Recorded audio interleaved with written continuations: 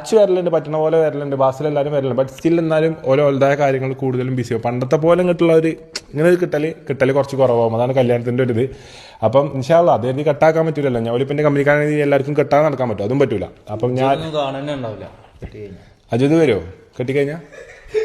ഞാൻ വരും മുത്തേ. വരുമോ? ഞാൻ വരും. എങ്ങോട്ട് വരും? അതിന്റെ അടുത്തേക്ക് വരും. വിളിച്ചാൽ വരുമോ?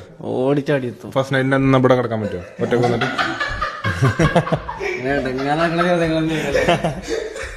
അപ്പോൾ മുട്ട ഇവിടെ കുറച്ച് ദിവസമായിട്ടുണ്ട് കേട്ടോ പാവം. ഇനി നാളെ ഒരു ടൂർണമെന്റ്, നാളെ എന്ത് ടൂർണമെന്റ് അല്ലേ മുട്ടേ?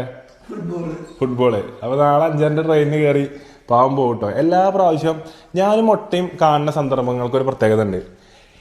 ഏറ്റവും റഷുള്ള ടൈമിലാവും മുട്ട കണ്ട് വിരുന്നിക്കാൻ വരിക. അതായത് ഞാൻ ഒരു പരിപാടിക്ക് ഒന്ന് പാഞ്ഞു പോകുമ്പോൾ ഉണ്ടാവും ഇവിടെ ടി വി കണ്ടിരിക്കണം. എടാ ഞാൻ പോയാലോ, ബാഗ് എന്തെങ്കിലും പാക്ക് ചെയ്യാൻ കൊടുത്തോ, വേണ്ട എല്ലാം പാക്ക് ചെയ്തിട്ട് എന്നിട്ട് ഞാൻ പോകും. പിന്നെ അവനെ കാണാം, ഓൻ കൊച്ചിയിലെത്തിയിട്ട് എത്തിയിട്ടോ അങ്ങനെ പറയണോ. ഇപ്പം അതേപോലെ ഷാനുവിൻ്റെ കല്യാണത്തിന് കറക്റ്റ് വന്നു. ഷാനുവിൻ്റെ കല്യാണത്തിന് ഫുൾ തിരക്ക്. അതായത് ഷാനുവിൻ്റെ